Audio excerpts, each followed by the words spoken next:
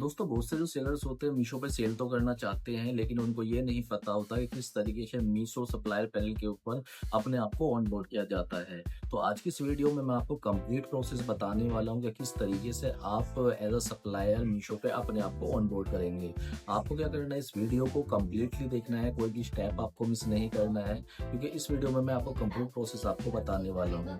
तो चलो अब मीशो पे सप्लायर को अपने आप को कैसे रजिस्टर किया जाता है, अब इस प्रोसेस को हम आगे स्टार्ट करते हैं। देखो सर, सबसे पहले मेरे पास यहाँ पर क्या है कि ये गूगल है, तो हमें क्या करना है, अपने आप को सप्लायर पैनल पे ऑन बोर्ड करना है। तो इसके लिए हमें क्या करना है, सबसे पहले इस लिंक को यहाँ पर हमें सर्च करना है supplier.misho.com।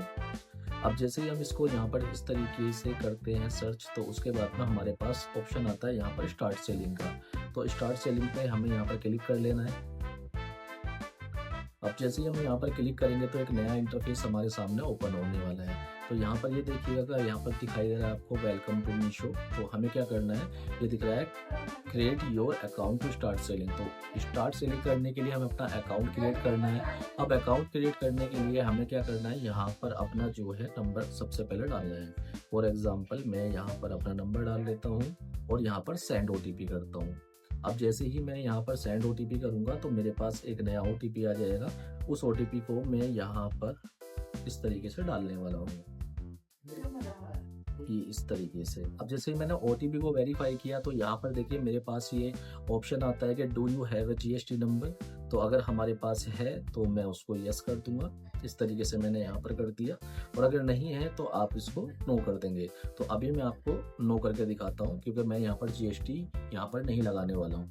आपको क्या करना है, GST नंबर यहाँ पर लगाकर वेरीफाई कर देना है। तो अभी मैं इसको नो कर देता हूँ, और नो करने के बाद में इसके बाद में क्या है, मुझे जो है प्रोसीड डिटेल्स करनी है। अब जैसे मैं आगे इसको प्रोसीड करने वाला हूँ, तो प्रोसीड करने के बाद में आपको प्रोसीड टू ऐड डिटेल पे जाना है।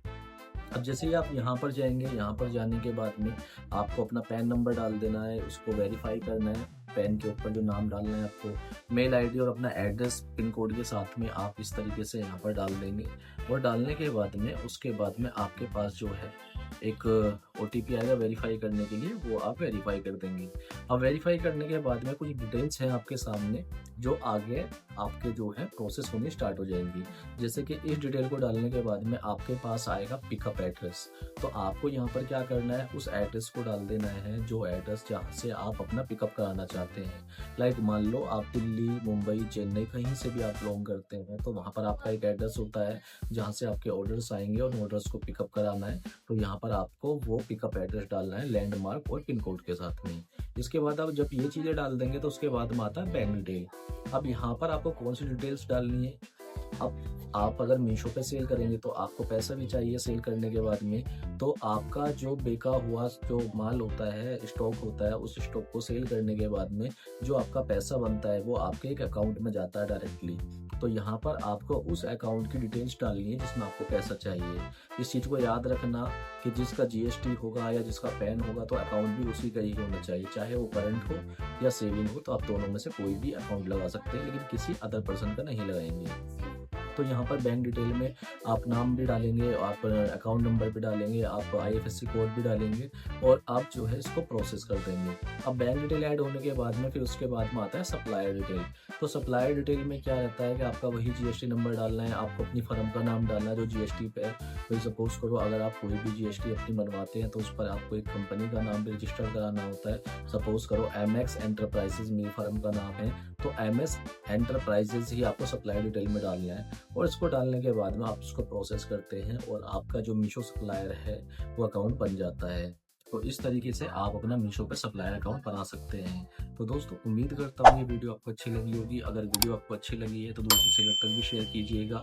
वीडियो से रिलेटेड या आपको ऑनबोर्डिंग करने से रिलेटेड कोई भी प्रॉब्लम आती है मीशो में, तो डिस्प्ले पे दिया गया मेरा नंबर है, आप मुझसे व्हाट्सअप कर सकते हैं या कमेंट सेक्शन में मुझसे पूछ सकते हैं। इवन आपको किसी भी मार्केट प्लेस के लिए सर्विस की रिक्वायरमेंट है, लाइक मीशो, अमेजोन, फ्लिपकार्ट या अमेजोन ग्लोबल सेलिंग के लिए, तो डिस्प्ले पे दिया गया मेरा नंबर है, आप मुझे कॉल या व्हाट्सअप भी कर सकते हैं, मैं आपको जल्दी रिप्लाई करूँगा।